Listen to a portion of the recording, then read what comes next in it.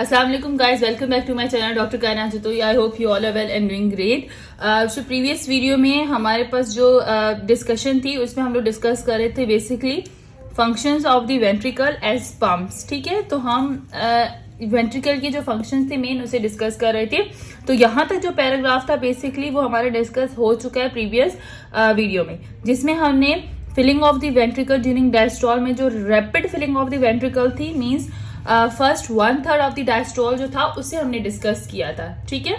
सो अब जो remaining diastole का मिडल 1/3 पीरियड था और लेट 1/3 पीरियड था उसे डिस्कस करेंगे। ठीक है, rapid filling of the ventricles में मैंने डिटेल से डिस्कशन कर लिया कि उसके अंदर किस तरीके से वेंट्रिकल जो है वो फिल होगा। अब जो बेसिकली हमारे पास जो पीरियड ऑफ द फिलिंग है वेंट्रिकल का, जो हमारे पास मिडल थर्ड जो है डायस्टोल का या डायस्टोलिक पीरियड का, उसे डिस्कस करेंगे। सो वो बहुत ही ज्यादा सिंपल है। ठीक है, यहाँ पे देखो आपको डिस्कस किया गया है जो हमारे पास बेसिकली जो मिडल थर्ड होगा डायस्टोल का या मिडल 1/3 ऑफ डायस्टोल होगा, उसमें सिंपली क्या है, उसमें सिंपली ये होगा कि हमारे पास इसमें क्या होगा कि कंटिन्यूसली मतलब ब्लड जो है वो कंटिन्यूस एम्प्टी होगा, आर्टरिया से पास होगा कहाँ पे, वेंट्रिकल्स में, मीन्स कि डायरेक्टली। ठीक है, इसके अंदर कोई एक्स्ट्रा प्रेशर नहीं चाहिए होगा। सिंपली क्या होगा कि मतलब जिस तरीके से ब्लड जो है वो एम्प्टी हो रहा था आर्टरिया से from veins and passes through the directly ventricles में, इसमें क्या होगा कि during this phase blood continues to empty into the आर्टरिया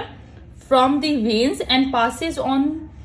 through atria directly into the ventricles. ठीक है, मीन्स कि इसमें यहाँ पे क्या लिखा हुआ है कि during the middle third of the diastole only a small amount of blood normally flow into the ventricles. This is blood that continues to empty into the arteria from the veins and passes through the arteria directly into the ventricles. Simply means इसमें क्या होगा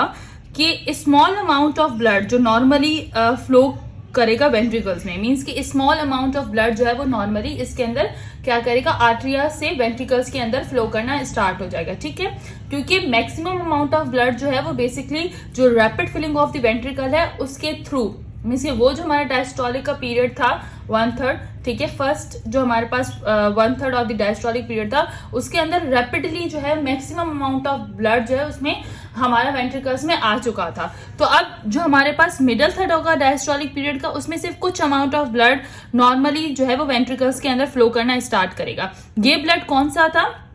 means के आर्टरिया के अंदर जो continuously जो हमारे पास blood जो है वो आर्टरिया में वेन्स के थ्रू आर्टरिया के अंदर आ रहा था ना, अब वो नॉर्मली डायरेक्टली जो है वहां से आर्टरिया से वेंट्रिकल्स में मूव करेगा या फ्लो करेगा। ठीक है, so middle third of the diastole में सिर्फ यही होगा। उसके बाद है during the last third of the diastole, जो हमारे पास लेट 1/3 है ना डायस्टोल का, उसके अंदर क्या होगा, during the last third of the diastole the atria contract and giving an additional thrust to the inflow of the blood into the ventricle. This accounts for about 20% of the filling of the ventricle during the each heart cycle. अब देखो यहाँ पे क्या है, ये most important है। जो last वाला फेज है ना वो बहुत ही ज्यादा इंपॉर्टेंट है। अब इस फेज में क्या होगा कि रिमेनिंग जो 20% ऑफ ब्लड था ना आर्टरिया के अंदर, मीन्स के मिडल 1/3 एंड जो first rapid filling of the ventricle का जो फर्स्ट 1/3 था, उनके थ्रू 80% ऑफ द ब्लड जो है वो वेंट्रिकल्स में आ चुका है। आर्टरिया से 80% ब्लड जो है वो नॉर्मली मूव कर चुका है। ठीक है, इसमें आर्टरिया को एक्स्ट्रा प्रेशर लगाने की जरूरत नहीं पड़ी इन दो पीरियड्स में। ठीक है, लेकिन जो लेट 1/3 है डायस्टोल का डायस्टोलिक पीरियड का, उसके अंदर क्या होता है कि जो रिमेनिंग 20% ब्लड है ना वो अब फिर वो वहां से कहां से फ्लो करेगा, आर्टरिया से फ्लो करेगा और कहां पे, वेंट्रिकल्स में आएगा। ठीक है, लेकिन यहाँ पे जो है इसके लिए आर्टरिया को कॉन्ट्रैक्ट होना पड़ेगा। ठीक है, इसमें अब इस पीरियड में क्या होता है कि आर्टरिया सिस्टोल होता है और जो रिमेनिंग आपके पास एडिशनल जो हमारे पास ब्लड है ना, जो रिमेनिंग ब्लड वहां पे आर्टरिया के अंदर बचा है 20%, वो एडिशनल थ्रस्ट के थ्रू, मीन्स के एडिशनल प्रेशर के थ्रू अब वो वेंट्रिकल्स के अंदर चला जाएगा। ठीक है, सो इसी वजह से यहाँ पे एक कॉन्सेप्ट आपका क्लियर हो जाता है जो पीछे आपसे डिस्कशन की गई थी यहाँ पे देखो यहाँ पे जो आपसे पीछे डिस्कशन की गई थी, यहाँ पे इस पैराग्राफ में कहा गया था ना कि function of the artery as a primary pump. यहाँ आपको बताया गया था कि नॉर्मली जो है वो पहले से ही आर्टरिया के अंदर इतना प्रेशर होता है कि 80% ऑफ जो ब्लड रहता है ना वो डायरेक्टली आर्टरिया से वेंट्रिकल के अंदर चला जाता है, लेकिन आर्टरिया कंट्रैक्शन के थ्रू एडिशनल जो 20% ब्लड है ना वो फिर वेंट्रिकल में जाता है। ठीक है, आर्टरिया लास्ट में जो है वो आर्टरिया को कंट्रैक्शन की जरूरत होती है और उसकी कंट्रैक्शन की वजह से जो रिमेनिंग 20% है ना वो फिलिंग जो है वेंट्रिकल्स में होती है। मींस के रिमेनिंग जो 20% ब्लड आर्टरिया के अंदर बचता है वो आर्टरियल सिस्टोल की वजह से वेंट्रिकल्स में मूव करता है उस, ठीक है। सिर्फ तो इसीलिए यहाँ पे एक कॉन्सेप्ट कहा था और इसी वजह से जब भी आर्टरिया हमारे पास मींस के जो हमारे पास आर्टरिया के अंदर कोई भी कोई भी प्रॉब्लम आती है या कोई भी डिफेक्ट हो जाता है या कोई भी पैथोफिजियोलॉजी आ जाती है जो सीवियर कंडीशंस में जाके हमें पता चलता है, क्योंकि एक्चुअली मीन्स कि यहाँ पे जो आर्टरिया का आपको बताया गया था मेन पॉइंट, यहाँ पे आपसे डिस्कशन की गई थी कि therefore when the atria fail to function, the difference is unlikely to be noticed unless a person's exercise. Then acute signs of the heart failure occasionally develop, especially shortness of the breath. Means कि अब यहाँ वाला concept भी आपका clear हो गया। यहाँ पे मतलब वही कि आपको लाइक यहाँ पे मैंने जब आपको यहाँ पे वेंट्रिकल की फिलिंग करवाई, ठीक है, उसमें आपको मेनली बता दिया कि किस तरीके से वेंट्रिकल फिल हो रहे हैं कि लास्ट में हमें जो 20% रिमेनिंग होता है उसके लिए आर्टरिया के सिस्टोल मींस के आर्टरिया के कॉन्ट्रैक्शन की जरूरत पड़ती है, क्योंकि नॉर्मली 80% जो है वो आर्टरिया के अपने प्रेशर की वजह से नॉर्मली जो ब्लड वेंट्रिकल्स में फिल होना स्टार्ट हो जाता है, ठीक है, या उसका फ्लो हमारे पास नॉर्मली हो जाता है, ठीक है, इनफ्लो हो जाता है वेंट्रिकल्स में ड्यू टू आर्टरिया के अपने इंट्राआर्टरियल प्रेशर्स की वजह से, ठीक है। लेकिन जो 20% होता है उसके लिए हमें जरूरत पड़ती है आर्टरिया के सिस्टोलिक फंक्शन के। सो इसी कॉन्सेप्ट को यहाँ पे अगर आप इसको मर्ज करते हैं तो यहाँ पे आपके पहले बता दिया था कि इसी वजह से कि सिर्फ 20% एडिशनल ब्लड के फ्लो की वेंट्रिकल में करवाने के लिए हमें आर्टरिया के सिस्टोलिक प्रेशर यानी कि आर्टरिया की कंट्रैक्शन की जरूरत पड़ती है, ठीक है, क्योंकि 80% वैसे ही नॉर्मली जो है जैसे ही एवी वेल्स ओपन होते हैं तो 80% जो ब्लड है वो आर्टरिया से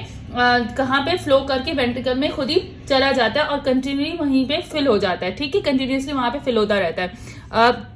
सो अब वही चीज यहाँ पे आपकी क्लियर हो गई है कि इसी वजह से जब आर्टरिया फेल होते हैं, फेल टू फंक्शन मीन्स के आर्टरिया के अंदर कोई भी डिफेक्ट आ जाता है या फिर उनका कोई भी फेलियर होता है जिसकी वजह से आर्टरिया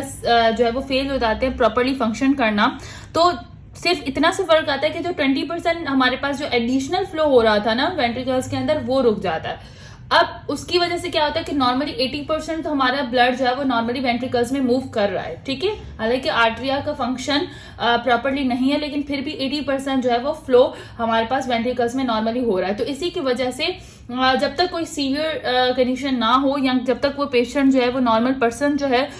जिसमें अब कोई आर्टरिया का डिफेक्ट आ गया है, ठीक है, अगर वो एक्सरसाइज करता है, हैवी एक्सरसाइज करता है या कोई ऐसी एक्टिविटी परफॉर्म नहीं करता तब तक उससे जो है पता नहीं चलता कि उसके आर्टरिया में कोई डिफेक्ट है जिसकी वजह से उसका प्रॉपर्ली जो है वो फ्लो नहीं हो रहा ब्लड का, ठीक है। और फिर इस पेशेंट के अंदर हमारे पास एक्यूट हमें साइंस नजर आते हैं कि जब वो ओकेजनली